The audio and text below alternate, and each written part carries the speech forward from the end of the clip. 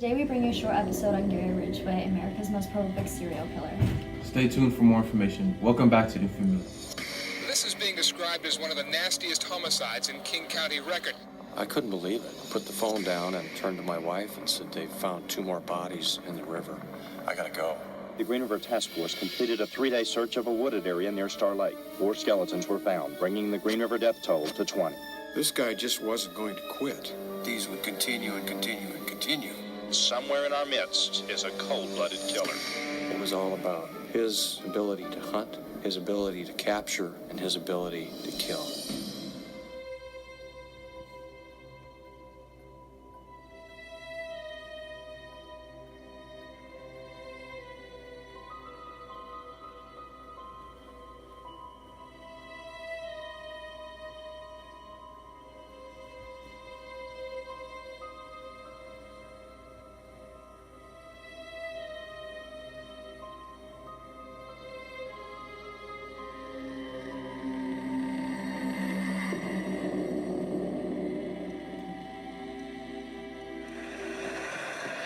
He was a very normal, kind of vanilla type looking person. And there was nothing that stood out about him.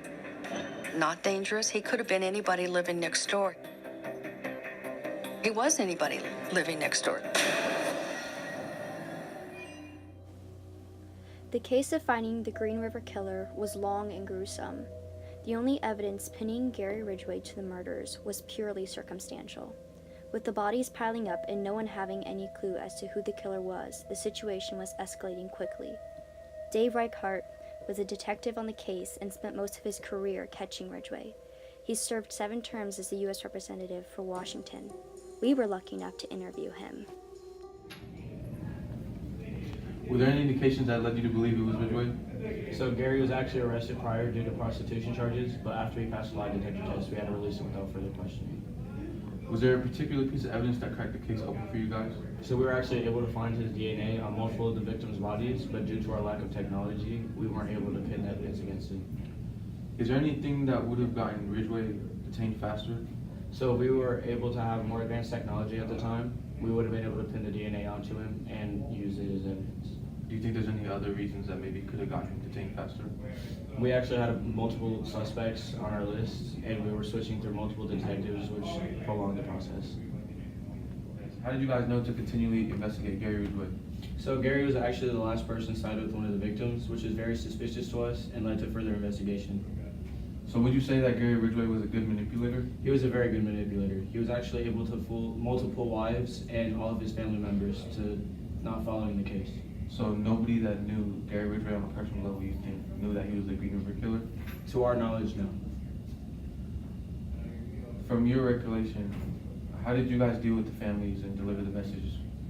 So in the trial, his original sentencing was death, but we thought it would be better for the families to know the final resting spots for their relatives. So we offered him a life sentence if he was able to bring up more grave sites.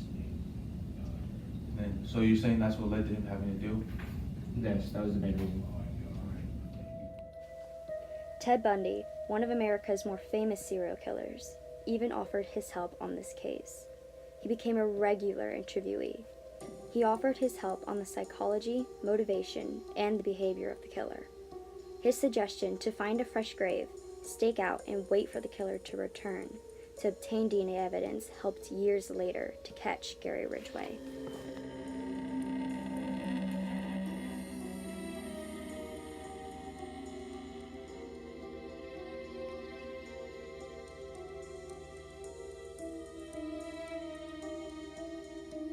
Hours.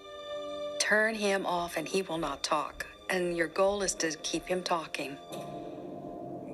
I know that it started in an early age, but sex and hurting the woman. Murders. At one point, Gary referred to himself as something like the lean, mean killing machine.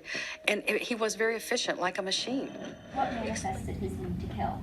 So Ridgway did not see his victims as people. He saw them as tools to satisfy his sexual desires. Where did his sexual compulsions come from? So Ridgway displayed classic traits of paraphilia, and he was very much into atypical objects. and he also was mentioned necrophilia. And why prostitutes? Were they just targets of opportunity, or were they a part of his fantasy? So to Ridgway, prostitutes were not worthy of living. He thought that they were diseased and he had to cure for them. And prostitutes also because they were easy targets and that they slipped through the cracks. Not a lot of people report them missing, and if they did, it would be a long time. Did it have anything to do with his need to kill? An ex-wife did state that his mother dressed very similarly to a prostitute. She wore tight clothing, excessive makeup, which led Ridgway to develop sexual feelings towards his mother, causing lust and humiliation during his childhood. Were his ex-wives treated the same as the victims?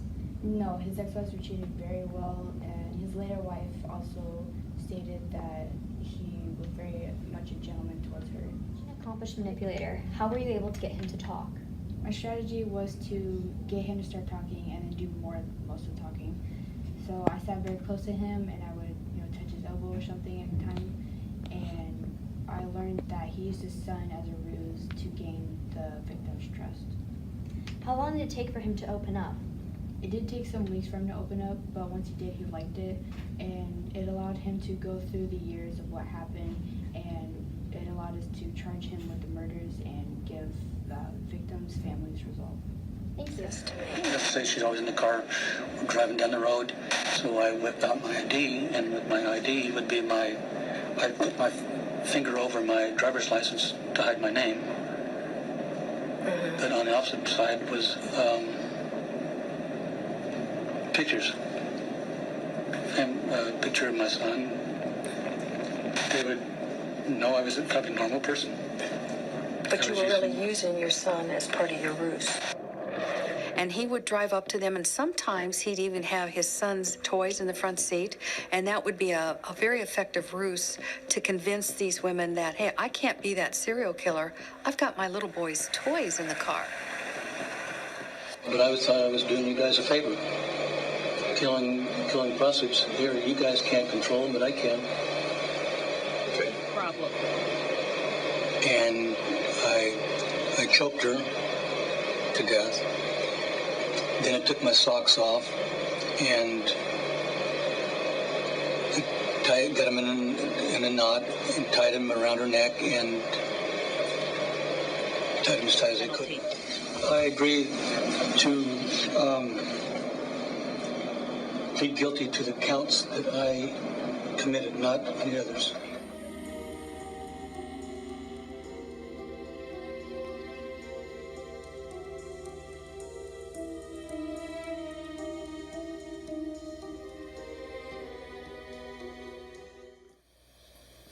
I do not hesitate to impose upon the defendant the following sentence.